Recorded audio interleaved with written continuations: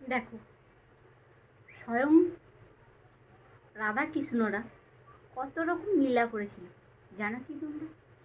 অবশ্যই। আমি তো তোমাদের হাঁটুর বয়সে, আমার জানার আগে তোমরা জেনে বসে আছো। যাই হোক, জানো, অসুবিধা নেই। কি বলো তো, শ্রীকৃষ্ণ বলেছিল, শ্রীকৃষ্ণ কত রকমের লীলা করেছিল?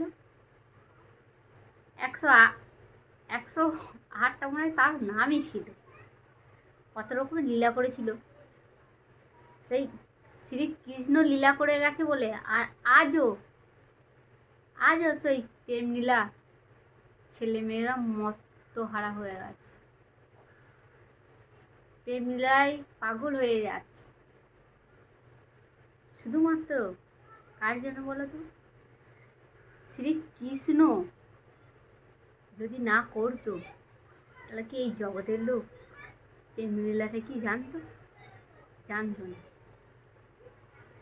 আরে এখনকার দিনে পাড়া গ্রামের কৃষ্ণরা রাধে রাধে করে বেড়াচ্ছে। তাহলে ঠাকুরেতে করেছি, এখন ঠাকুরের চেয়ে এখন মানুষে করছে বেশি।